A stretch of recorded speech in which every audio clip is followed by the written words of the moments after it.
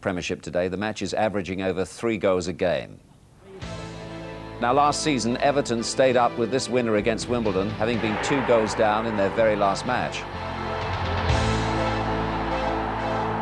And it was a last-match draw at West Ham that kept Southampton in the top flight. Rather different fortunes for the club so far this season. That man Le Tissier again in tremendous form for Saints. That was the August goal of the month, and this was Matt receiving his award today. They certainly pay homage to him at the Dell. He now just has to convince 2 men. The other one is, of course, Terry Venables. Southampton against Everton is our top match. We're at Hillsborough for another of the early strugglers, Sheffield Wednesday against the champions, Manchester United. Trevor picks out 2 special performances there. And could Liverpool's young ones keep their revival hot? We look at Steve McManaman and Robbie Fowler as Aston Villa visit Anfield. That's our 3rd match. We'll have all the other Premiership goals as usual. And we'll see England's visitors on Wednesday. Romania take on France and Cantona tonight. But first then it's to the Dell and Southampton against Everton, who hadn't lost there in 10 years, but had yet to win this season. Commentary from John Motson. Matt Le Tissier will be 26 next week, but will the celebrations include a place in the England starting lineup for the first time on Wednesday? The Southampton captain scored 4 goals against Huddersfield in midweek and has led Saints to their highest league position for 4 years. 2 of the players who missed that Coca-Cola Cup tie through injury are back today, number 2 Jeff Kenner and number 10 Neil Maddison. But Richard Hall and Paul Allen are still unfit, so there are places for Francis Benali and Neil Heaney. And while Southampton signed a Dane from Spain, Ronnie Ekelund, who's scored in both the league games that he started, Everton spent huge in Bruges, paying a club record £3 million for the Nigerian international Daniel Amokachi. But he has to battle away up front without the help of on-loan Duncan Ferguson, who was injured at Portsmouth and is replaced by the former Southampton man Paul Rideout. 2 other changes from Wednesday. Number 2 Matt Jackson replaces Ian Snowden, and 21 Gary Rowett is preferred to Graham Stewart. The other lone player from Rangers, Ian Durant, is a substitute.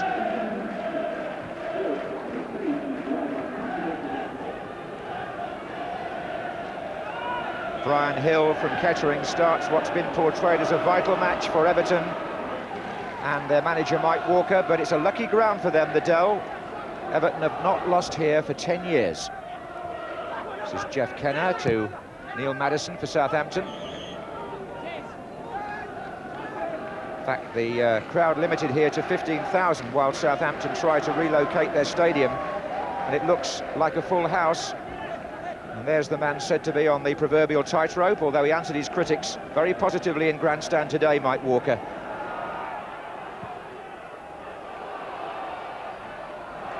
Rideout for Everton. Oh, he was taken there by Moncao. So a free kick, for which Dave Watson's bound to go forward. Good set play man. Jackson's in there as well, number 2.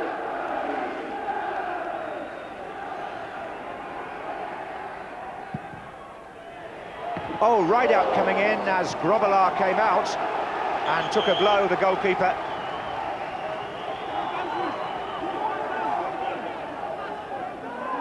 Bruce Grobbelaar, who'll be 37 next Thursday, took a whack here as he came to meet his own defender and Rideout. Well, no, I think it was his own player, possibly, that caught Grobbelaar there. And the goalkeeper is being led off, and on comes number 13, Dave Besant, who lost his place here at the Dell when Grobbelaar was signed. Well, here's an opportunity, perhaps not in the circumstances he would have wished, for him to re-establish himself in the Premier League. Corner to Everton. Up goes Watson. This is Rideout. Well, they're booing Rideout, the Southampton fans, but I don't think it was his fault that Grobbelaar got hurt. Here's Amokachi. Hinchcliffe.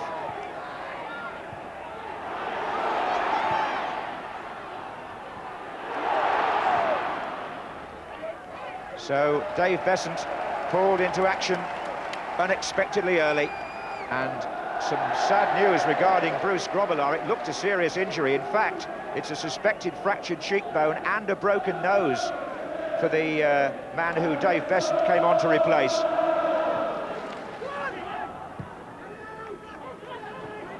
Amakachi's header.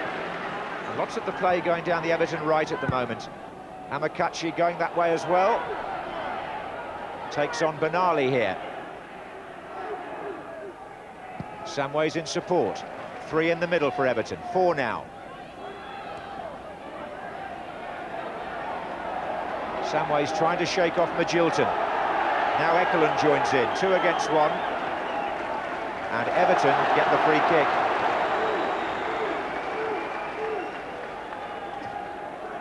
Magilton thought he was the one being pulled.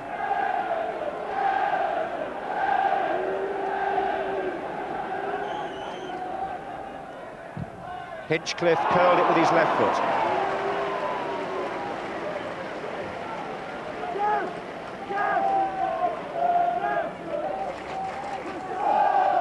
Well, Everton certainly having their share of the play in this opening 20 minutes.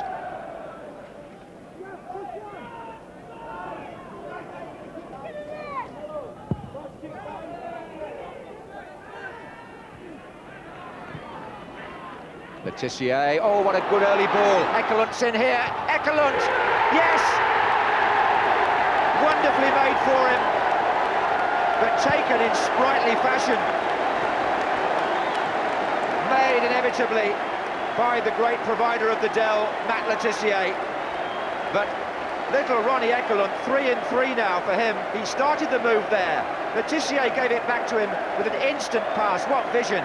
Ekelund shook off the challenge and scored in the far corner.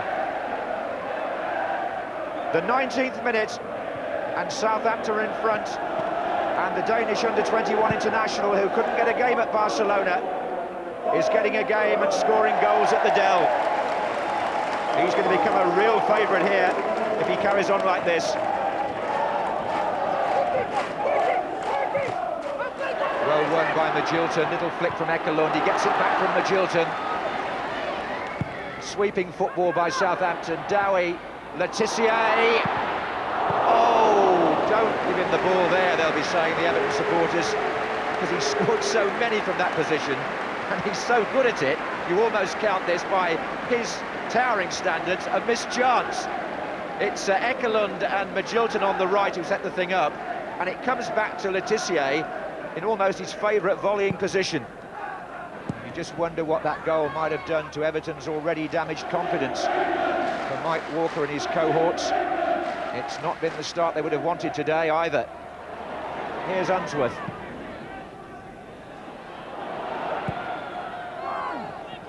And Amakachi standing and watching and allowing Kenner a free header clear.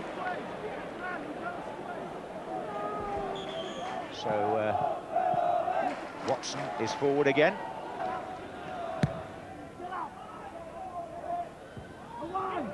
And there is Watson and Parkinson. Oh, Amakachi! No! Offside. Offside given. The headers in there set up Parkinson, and as the ball ran loose, Amakachi tucks it in, but the linesman flagged for offside. Now Unsworth on Dowie.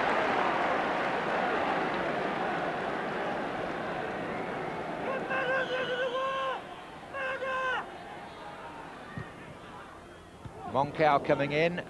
Maddison was there too. Second time he's attempted that, Neil Maddison. Well, Brian Hill has checked his watch countless times, and in fact we're in the 4th minute of stoppage time at the end of the first half, but the Dell, its very name, has a magic ring to it, and from the fairy tale land of Denmark, they've come up here with a little goal-scoring gnome called Ronnie Ekelund. 3 in 3 to make Mike Walker's misery deeper, but the real conjurer down here is Matt Letitia, who will have surely done his England chances no harm with that first half display. All this after Southampton lost Bruce Grobbelaar with a serious facial injury in the first 5 minutes.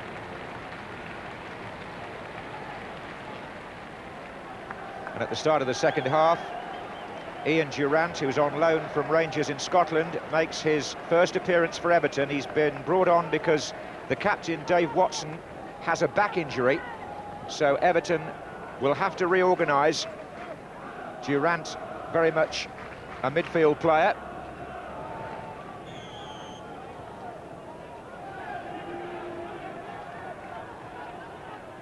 And that means that Joe Parkinson, number 18, will go and play in the back four alongside Unsworth. And Durrant will replace Parkinson in midfield.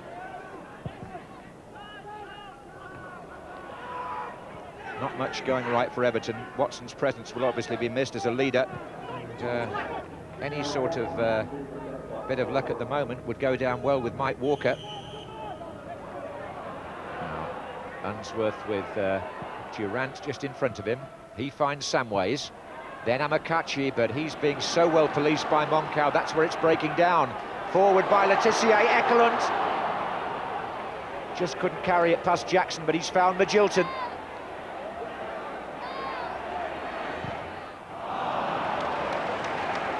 Well, Jim Magilton has yet to open his account for Southampton. In fact, the last goal I can remember him scoring was a dramatic cup winner for Oxford at Leeds.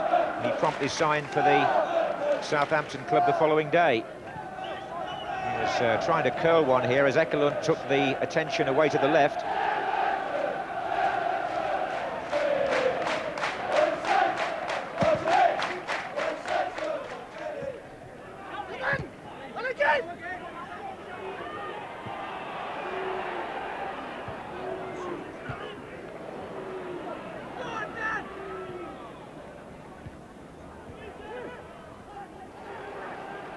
Samways, oh, you don't want to see it given away there in Everton's predicament. And look at this again, Letitia picking out Ekelund. He's through again. Southall to meet him does well. Well, that saved some embarrassment for Everton and Vinnie Samways in particular. Here's Heaney now. He's gone past Durrant. Dowie in the area. Unsworth half clears. Ekelund.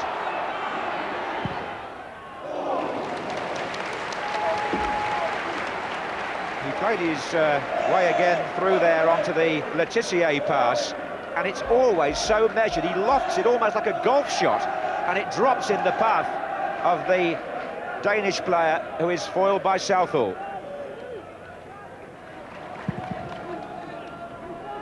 And the early one from Southall picks out Rideout. They are appealing for hands given. He had a couple of years here with Southampton, Paul Rideout, after coming back from Bari in Italy.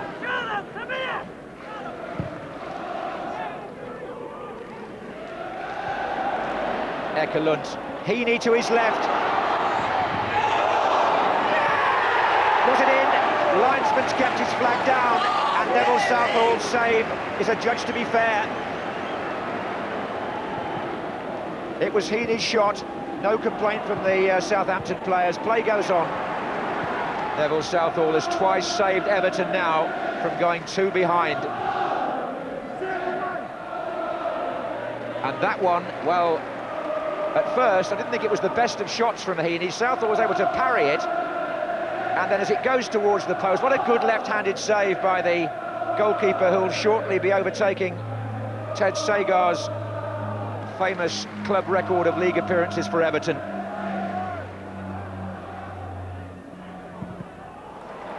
It's a good ball by Maddison. It's going to be a corner off Burrows. Jeff Kenner really supporting well there from right back. And then look at the crowd behind the goal. They're making worshipful signs, and you know who they've got in mind there. There's only one man who gets that kind of adulation down on the south coast. He's about to take the corner.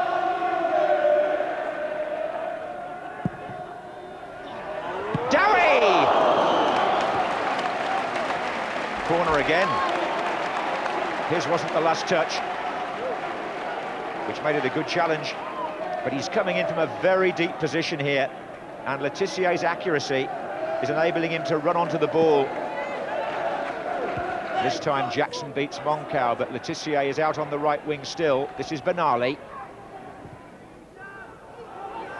And on the left wing, it's Heaney.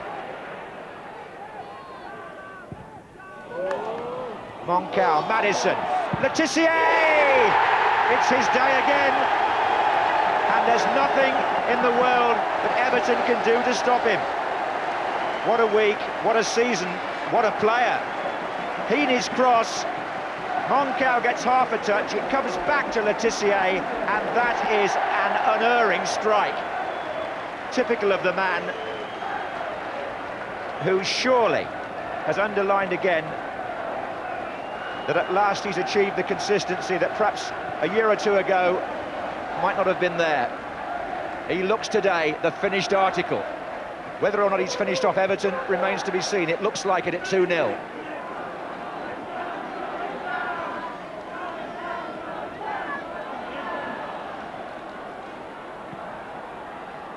Everton 2 goals behind. Come on, Neil! Come on, Neil! And it would appear about to lose at the Dell for the first time in some 10 years.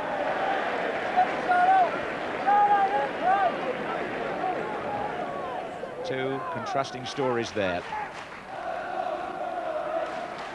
So Letitia with the free kick. Dowie is pulling away on the far side. That's where it's going. That's the header! Southall again.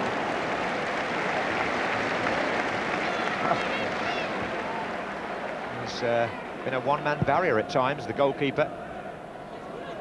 He's gone through his hard work and kept his side in the match. Now Madison. Kenner goes again. Hinchcliffe's challenge, corner given.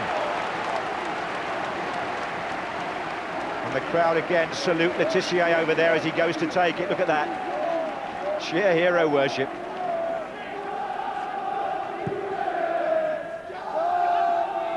Kenner.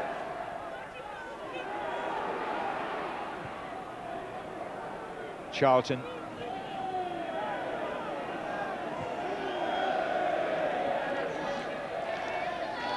Heaney. Oh, goodness. Don't think Southall quite knew what Burrows was trying to do either.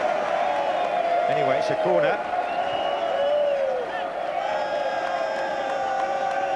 We'll eventually get this corner taken. Moncau up in front of Dowie.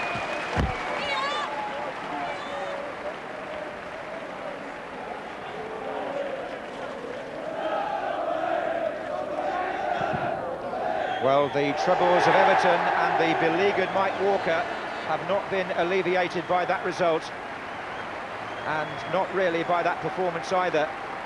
Southampton comfortable winners. Indeed, on the second half it could have been more after Everton had lost Watson. Letitia performing in the manner of a man who is destined very soon to make his impact on the international stage. And Southampton with 4 wins and a draw in their last 5 league games, just illustrating how Laurie McMenemy and Alan Ball have turned things round here at the Dell in a way which has so far eluded Mike Walker at Goodison Park. Well, that's 4 wins and a draw in 5 league games, Alan, and a performance I would think that would gladden your heart. John, I'm really pleased with them. You know, when you work with them every day and you ask them to do certain things and you ask them that you want them to go and play football, you ask them to try and entertain as well. They're doing everything I can ask of them, and I'm really, really pleased with them.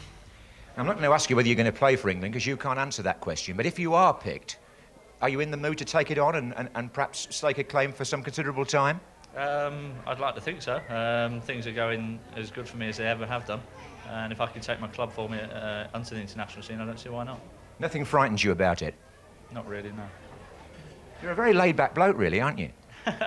Yeah, I mean, that's probably something that's been a criticism of me in the past, but when things are going well, people don't tend to notice it so much. The best form of your career? Yeah, I would have probably thought so, John, yes. Yeah, we started reasonably bright. We were in their half. Don't think they got in our half at all. We looked comfortable, but once they scored, you know, we started to fall away a little bit. Then we lost Watson, which obviously again doesn't help us, and it's sod's law at the moment. But the second half was particularly disappointing. I mean, I thought we didn't compete enough, we didn't close people down, and basically we went into the sort of play that we've had sort of away from home on a few occasions. So that was not acceptable, really. Well, it will turn. I have no doubt about that. It'll turn. It's just a question of everybody getting behind the manager and not sticking a knife in him. We're all behind the manager. So I'm sure they'll get rid of us before we get rid of him. So, we're all behind him, and it will turn. It's just a case of getting the first win. And I think you see the confidence flow, and we'll be a really good side, believe it or not. What people forget is that, as I said, it was been down for a few years, and it's going to take a while to get it right. And while you're keeping your nerve, which you obviously are, obviously you're expecting your chairman to keep his. Yeah, well, that's something I can't legislate for. I mean, if he doesn't, and if they don't, then you know what's going to happen. I would be slightly disappointed, to say the least, if he doesn't. But if it does, it does. But I don't expect that to happen. And as far as I'm concerned, we'll get on with it and we will turn it round. It's as simple as that. Well, first Southampton, they were among the 4 favourites to go down, but they're looking really perky at the moment. I think they're 7th this evening. They really impressed me today. I mean, the victory was comprehensive. They could have won 5 or 6 in the end, but they defended well, they attacked well, they were solid, they were organised. They've got some nice players. Magilton, an ex-colleague of mine, or old colleague of mine, in the middle of the park's a good player. Heaney is a good player. Ekelund looks a great buy from Barcelona. I can't imagine why they would have sold him. Looks a 22 terrific years of player. age, but A bargain. And there's another guy that played that you'll probably mention in a minute. yeah, we better have the latest on the Letitia file, I guess. Well, in the second half, he was out of this world. He really was. I think that if you give him time and space, he can hammer anybody. But his passing is absolutely brilliant. As soon as he gets the ball at his feet, he's out of this world. He takes up great positions, and of course he scores goals and he makes them. We pick him up here in a defensive position. What he does well here is he reads it, blocks it, gets under his feet. He looks to be in a bit of trouble under his feet, and then he produces a 70-yard pass into Ekelund. Inch perfect. Neville Southall comes out and makes a good save. But this is fantastic play. We've got him circled here. There's 5 blue shirts round the ball. He reacts first, gets it, looks, spins, goes to play again, waits the right moment, then plays it perfectly to Ken on the right-hand side. But he's so dangerous from set plays. This time he doesn't play it in first time, plays it short, gets it back, then whips in a fabulous ball. It's unbelievably hard to defend again. Madison, good header, great save from Southall. And of course, icing the cake is his goals. It comes out here, and it looks a great strike, straightforward. But today, because he's been playing so well, we put a special camera on him, and watch how he loses his marker here. A little burst there, 3-4 steps backwards, get in a position. When the ball comes out, he's there, and it's fantastic into the bottom corner. And I think that he's got to play for England now. He's playing so well that he's got to play. If he doesn't get picked now, he'll never get picked because he's never played better. He's sitting in his armchair there tonight and he's laughing away because you've been one of his sternest critics. What's improved about his game Well, it's to make you come round? Consistency. John Watson got it right. He's become consistent. I used to feel that he played 1 in every 3 or 4. Now he's playing 4 out of 4. I think Alan Ball's helped him. I think they've got a position where he can play just off the front 2. Don't give him any defensive responsibility. Just let him go out and enjoy himself, get it, play, and score goals. And don't just push him out on the wing and leave him there. No. He's more involved in the play just off the front 2. Right, Everton then. Now, they have got problems at the moment. How do you see it? Well, I just think they're linking too many goals. I think that they've lost 20 goals, and when you're going out, it affects everybody. It puts pressure on everybody. If you think your defence is going to lose goals, and they're making basic defensive errors, and they're paying for it. They're on a bad run.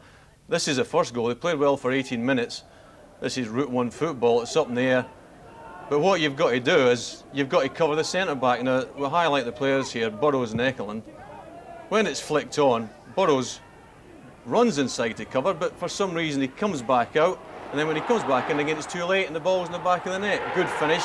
But if you look at Burrows, it tells its own story, hands on the head, and they're paying for it. Every time they make an error, they're paying for it. And if it's because they're in a bad run, I think they should go with the attitude now.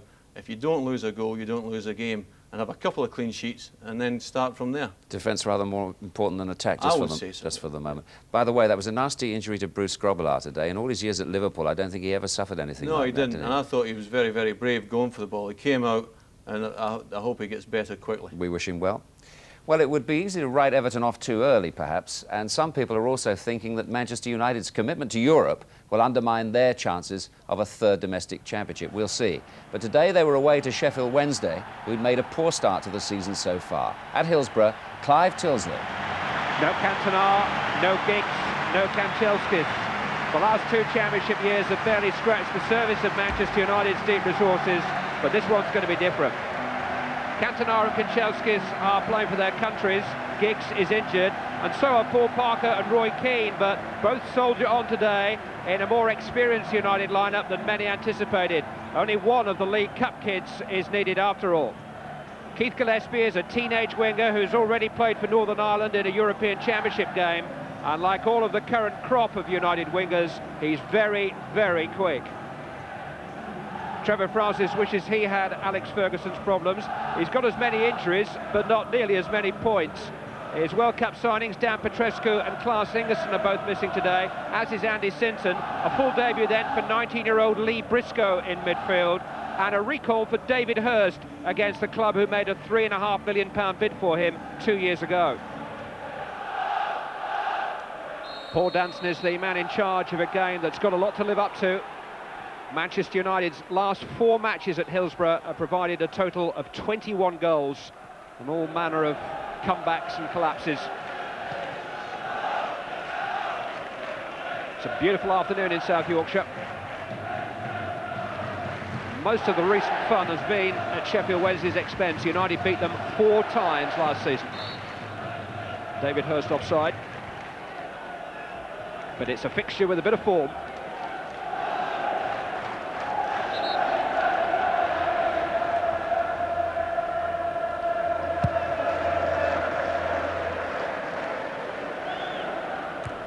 Gillespie got the touch on. Pressman slipped as he kicked it, and he made a decent enough contact, and he found John Sheridan, who's found Peter Atherton.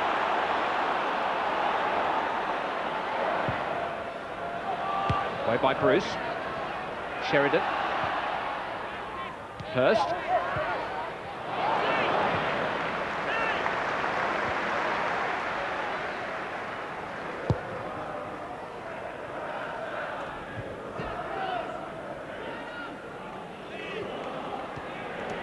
Hughes to Ince after some nice work by Gillespie. Now on the other flank, Sharp.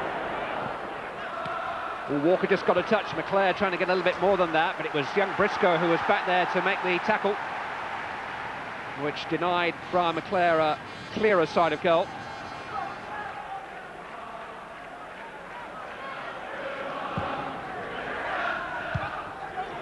Pressman looked a little edgy there. Sharp once more. He was deflected. Hurst away as far as Irwin. Some space here for Hughes. And Pressman did well enough there. Just about every goalkeeper's nightmare. Mark Hughes on the volley. And as always, Hughes caught it cleanly. His angle wasn't the best, but Pressman was well placed. Walker couldn't quite cut that out. Hughes has played Keane in here. Only McClare in the middle for the moment. Back to McClare. Blocked, it's come for Ince. It's as good a chance as we've seen in the match so far. Brian McClare had an effort blocked, and Atherton followed it up and got close enough to Ince to put him off.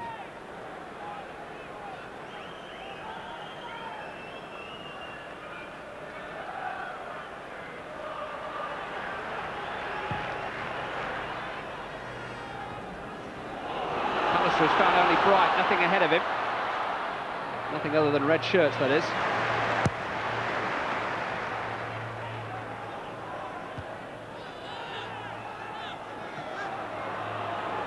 Atherton, Bart Williams.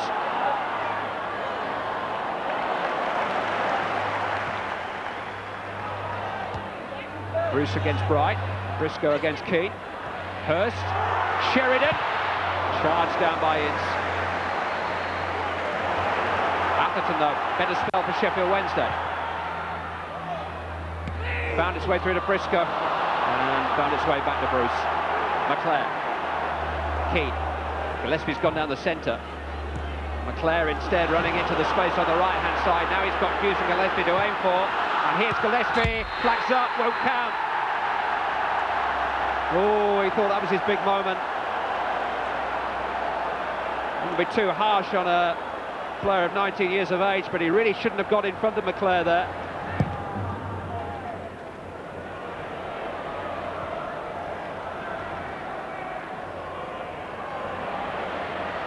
It's McClare, Keane, Parker. Keane on towards Gillespie. Look at him catching up. And he's nudged Nolan off the ball, and play on, says the referee. Keith Gillespie, Nolan's got back there. Good recovery.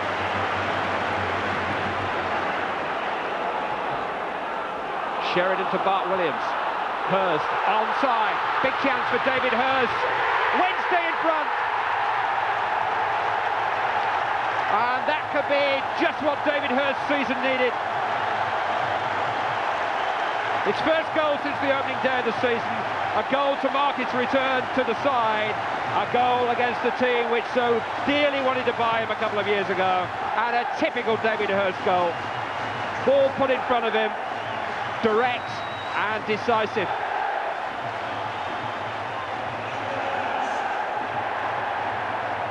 He is naturally left-footed, but that was nicely tucked in with his right.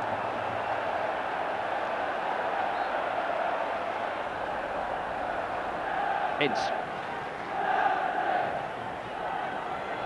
Strong play by Ince. Keane. Took a deflection, Pressman couldn't hold it. Got it back. Everton tried to protect him.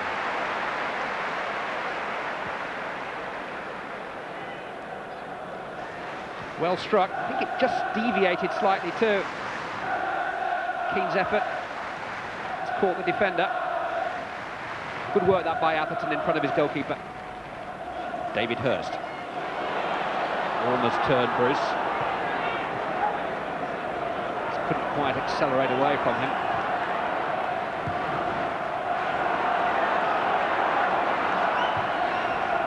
Pallister. It's towards Hughes. The flag is down. Hughes has Sharp in support and McClare. Here's Brian McClare. Here's Lee Sharp. Could, maybe should have been the equaliser. Good break. And McClare, as ever, unselfish. Sharp on the right foot. If it had been the left, it might have been a different story altogether.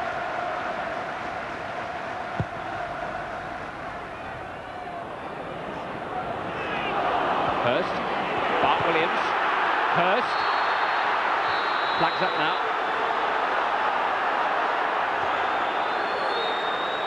On the batter to linesmen inside the ground who disagree. Flags down again this time, so Sharp can go on with 3 to aim for. It's towards Hughes, good header by Walker. Gillespie though. Charged down by the arm of Sheridan, but unintentionally. Referee again in position A.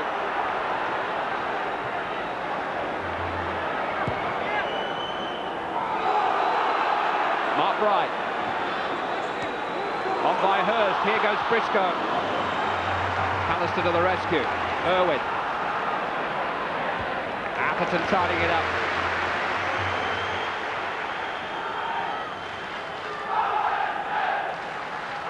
John Sheridan back defending inside of his own penalty area and given the benefit of any doubt by the referee. Self-defence. Seen them given. Hurst. It was towards Bright, but Bruce was watching it carefully. Hyde has got it back from Pallister and then went for the chip. It was a real opening which Peter Schmeichel is less than happy about. I don't think Graham Hahn will be too happy with his selection of finish. Gary Pallister doesn't make many of that kind of mistake. Hyde did have a look and went for the chip. It was a back pass.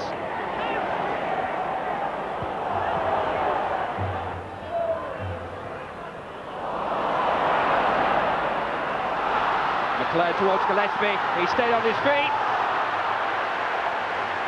Again, Manchester United appeal to the referee.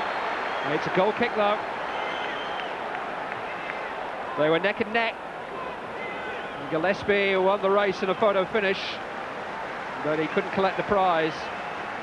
That touch just took it ahead of him, and he did have the final shot, no doubt about it.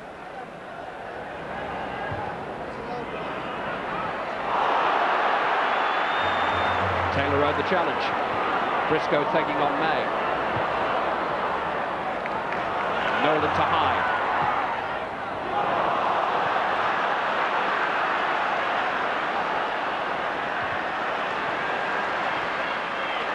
Hurst. Sheridan. Hurst again. Sheridan again. Good save by Schmeichel. Protected by Bruce. Couldn't pick it up.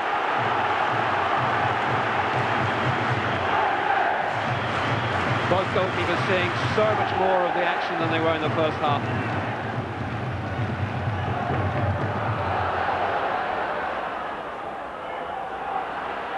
Ince to Scholes. Well tackled by Taylor.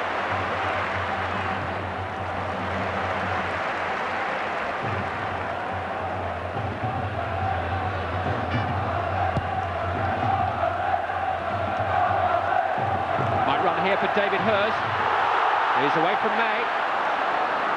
Briscoe. Hurst has got it back. On by Sheridan. Still Hurst.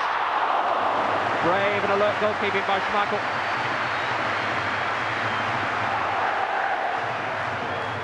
But Hurst seems to be back to his old self. Surprising what a goal can do for you. Sharp to Irwin. Ince. Hughes. McClare. Hughes! Well, he's got a long time without a goal. Mark Hughes hasn't scored since the opening day of the season. Did well to get there, did well really to control and direct it on the volley, stretching and poking it. Not many people going home early. But we are now in stoppage time.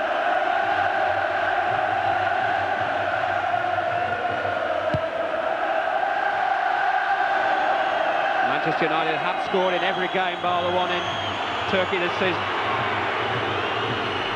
Can they find another late saver against Sheffield Wednesday? McClare. May.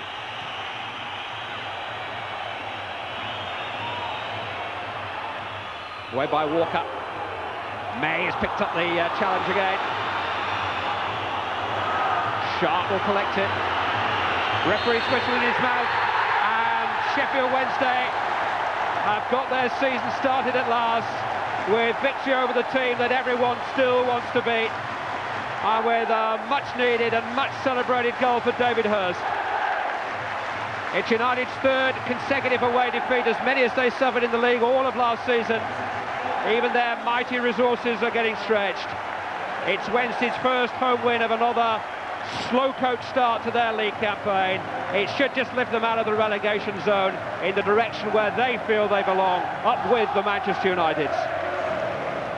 I think it was an important win today because, we've been struggling of late.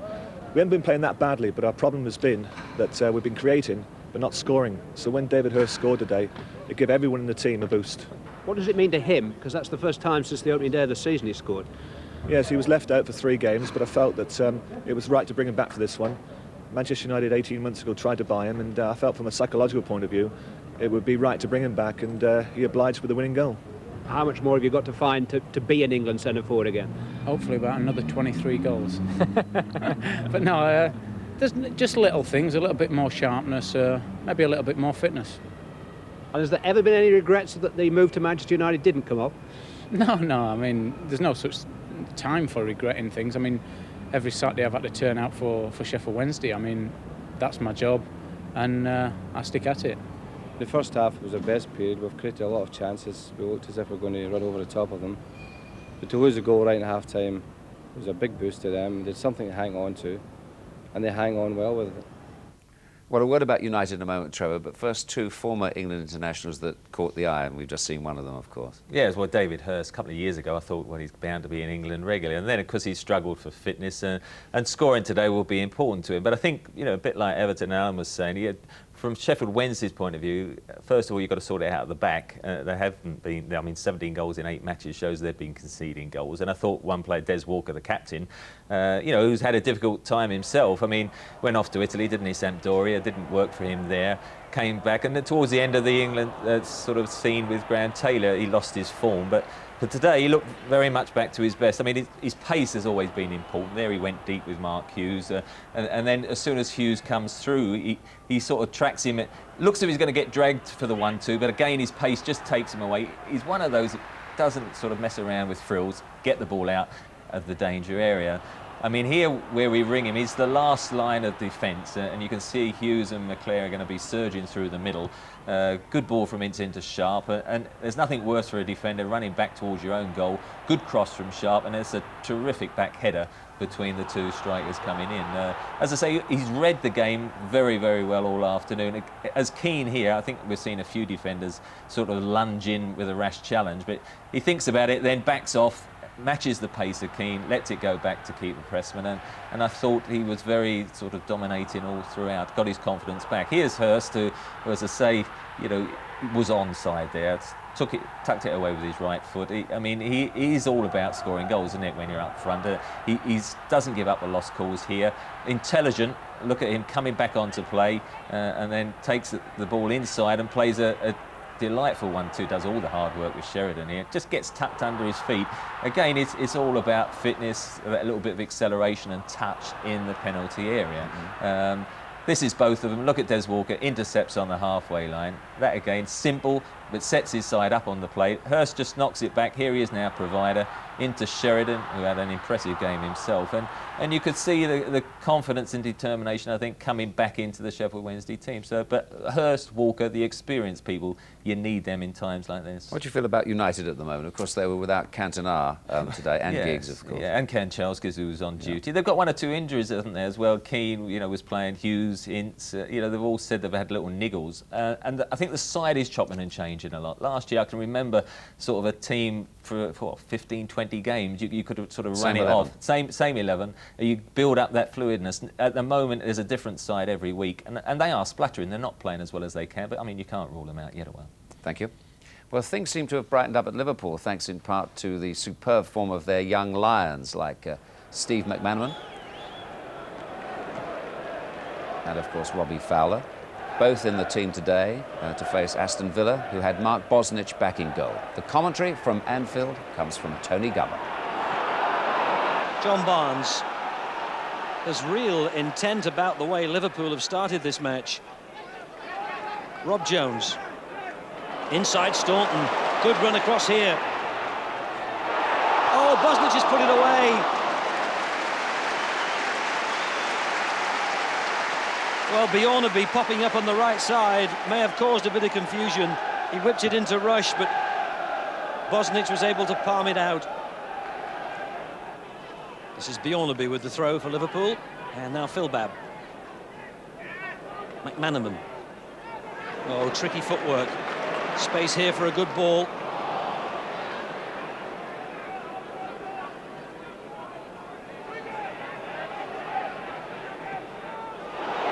Rush to run down on Bosnich, and he hasn't been able to pick it up, Bosnich, because it was played back to him by his own player. And the question would have to be that did Mark Bosnich handle that? I think the officials have decided that he did. It was played back to him, and the Australian international came out to smother it with his body, but he must have used his hands as well. And Liverpool have an extraordinary free kick. It's indirect. John Barnes is standing by the ball, and Neil Ruddock looks as if the left foot is about to be cocked. Ruddock peels off on a little dance of celebration. He just hit that as hard as he could, and from that sort of distance, any sort of gap, it was going to hit the back of the net. Villa had bodies in there, but they just didn't have enough. Jones well forward. He's got Fowler in the middle. Maybe he doesn't need him. Still Rob Jones. It's fallen to Robbie Fowler. Oh, wonderful strike by Robbie Fowler. Liverpool lead 2-0. And it's no more than they deserve.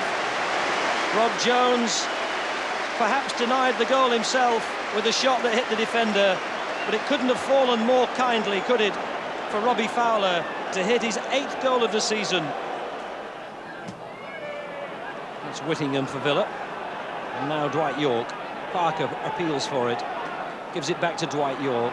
Scales came in quickly, but here's Guy Whittingham, left foot. And David James was caught slightly wrong-footed, maybe anticipating that the shot from Guy Whittingham would come to his right side.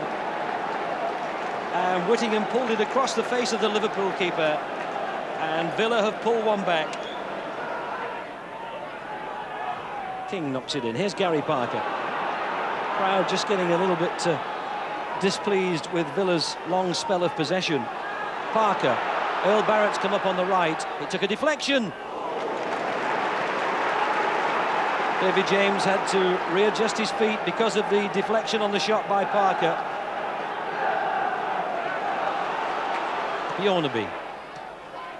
This is McManaman. Bjornaby again. It's still a good, flowing, open match. Phil King's header out, only as far as Molby. McManaman. This is Fowler. Oh, it's a great shot by Fowler. And it's Liverpool's third. And the danger didn't really seem to be that serious for Villa, with Fowler in possession just outside the penalty area. But he nudged it forward into space, and that gave him a view of that bottom corner. Oh, Parker just took his eye off it when he looked up to see where teammates might be. Nice footwork by Barnes. Fowler again. Here's John Barnes. Back to Fowler. Left foot. And how did he miss that? Again, the door had opened, and Fowler within inches of recording a hat-trick. Parker.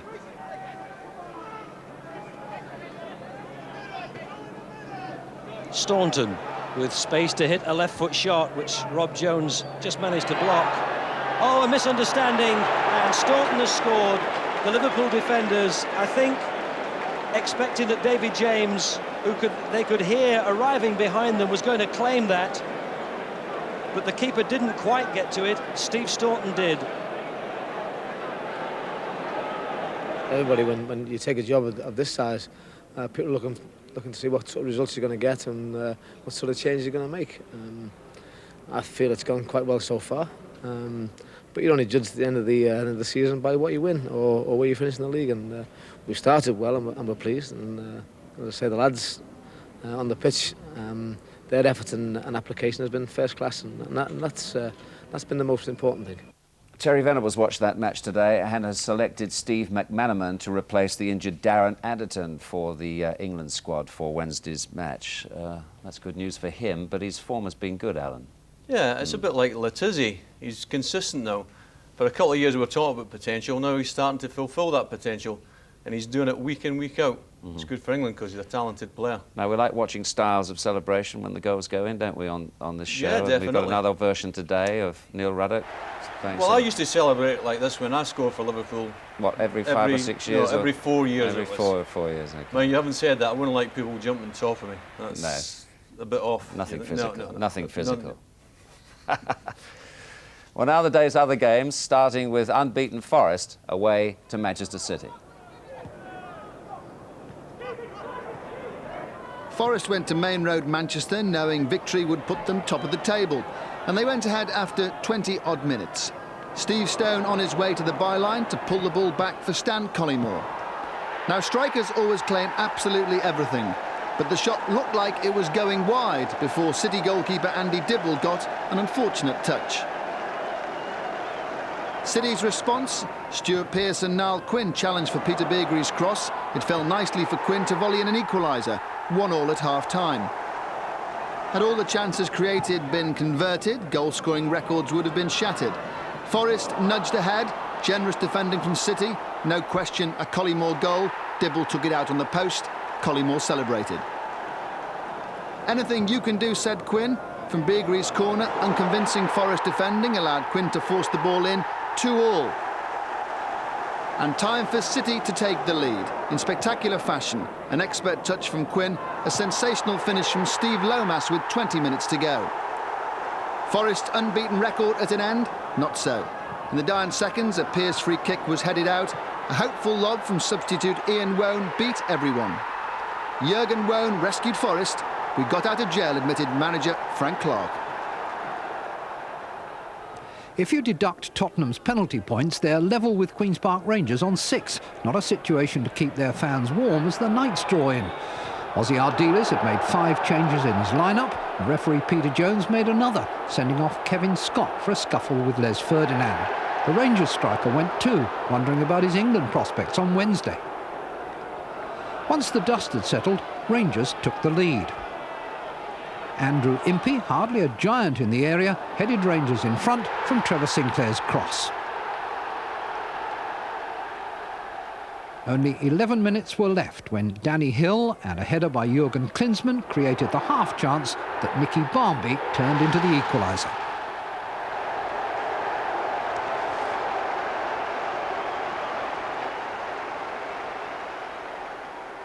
Arsenal haven't found goals that easy to come by so far this season, but they didn't have any problem at Selhurst Park today. They could already have been in the lead when Ian Wright quite comfortably beat an attempted offside trap after 11 minutes. 2 second-half goals in 7 minutes settled the result. Wright's turn, a right shot, and an Alan Smith jab made the score 2-0. Steve Tomlin had replaced the injured Gerald Ashby with the whistle at half-time. The Dons were up in arms when he decided Kevin Campbell didn't use an arm to help him control, turn and shoot Arsenal into a 3-0 lead. To a lot of people in the ground, it looked like a case of basketball as Campbell controlled and Arsenal were cruising. The defiant response from Wimbledon, a goal coming up from Vinnie Jones late in the game, and word from manager Joe Kinnear tonight that £1.5 million is going to be spent on 2 Premier League strikers. We had nothing up front, and it's a situation I've got to sort out very quickly, said the Wimbledon boss. He said the Dons owner Sam Haman will go into the vaults to get the money. When you've lost your last 2 league games at home, an early goal is always welcome. So Chelsea proceeded to score the fastest goal of the season at Stamford Bridge today. They kicked off, had Gavin Peacock fouled on the halfway line, a quick free kick from Nigel Spackman coming up, a Dennis Wise cross and a header from John Spencer. The goal timed at 17, 18, 19 seconds. Before they could think of recovery, Leicester were 2 down, a Wise corner, and Gavin Peacock was ready, able and willing to accept a second goal. Leicester's defence didn't have a good day. 2 second-half goals doubled the agony. Peacock's ball into the box was finished off by Spencer. The Scot limped off minutes later. Chelsea were comfortably on top. Spencer's replacement, Neil Shipperley, got in on the act too. He forced home a 4th goal from David Rocastle's cross. Leicester won't want to add up the number of other chances Chelsea created today.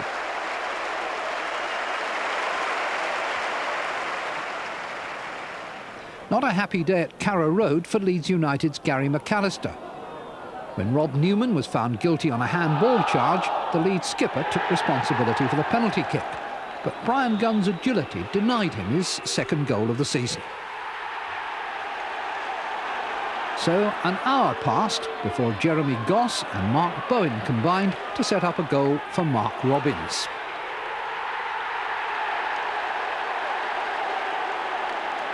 The high drama came late in the game.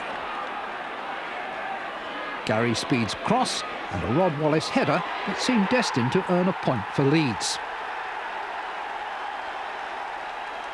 But in added time, Robbins contributed the cross from which Neil Adams won the match. And to add to McAllister's disappointment, it looks as though a groin strain will keep him out of Scotland's European Championship game on Wednesday.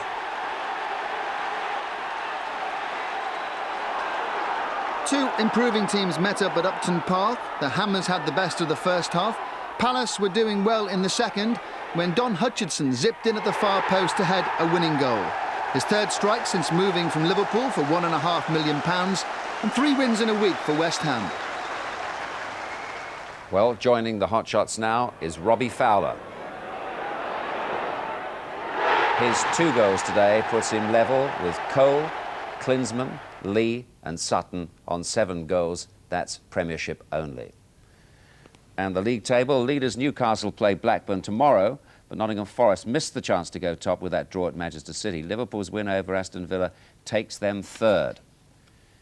And of course Everton are still without a win after losing to Southampton. Coventry play on Monday, while Leicester slip down a place with their defeat at Chelsea.